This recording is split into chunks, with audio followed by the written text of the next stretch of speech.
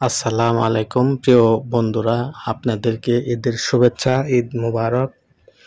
ঈদের পরবর্তী সময় অর্থাৎ 20/6/2024 সময়টা আমরা এমন একটা জায়গায় নিয়ে আসলাম আপনাদেরকে,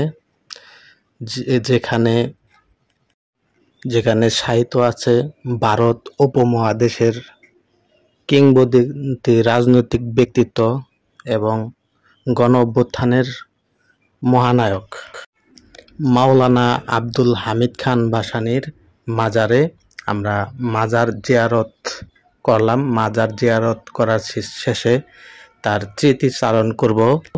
তার কিছু স্মৃতি এবং ইতিহাস তুলে ধরার জন্য আমার সাথে আছে কাউসার মামা।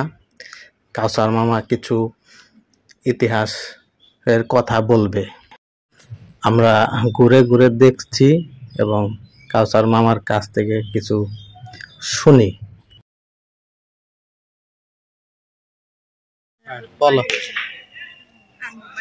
আমাদের কাউসার মামা কিছু বলবে মাওলানা আব্দুল হামিদ খান ভাসানীর স্মরণে কিছু কিছু ভালোবাসা থেকে কিছু কথা।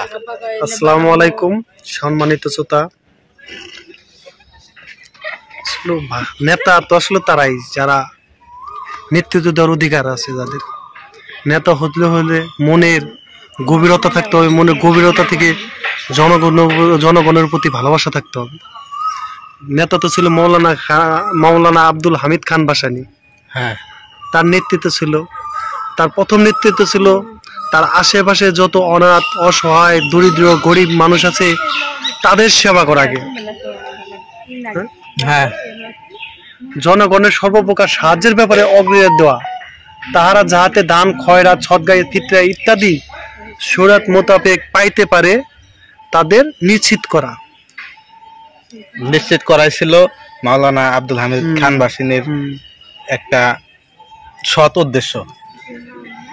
আমরা দান করব, আল্লাহর ঘর মসজিদ দান করব, কবরস্থান আল্লাহর ঘর, কিন্তু তার পাশাপাশি আমাদের দেখতে হবে গ্রামের আশেপাশে যারা আছে অসহায় মানুষ, গরিব মানুষ চলতে পারতেছে না, তাদের কর্মসংস্থানের ব্যবস্থা করা, তাদের কিছু সহায়তা করে তো স্বাবলম্বী করে তোলে, কর্মসংস্থানের ব্যবস্থা করা। এগুলো হলো মাওলানা ভাসানীর আদর্শ। ওটা কি ওই মেডিকেল সেন্টার না? হ্যাঁ, মেডিকেল সেন্টার। আচ্ছা।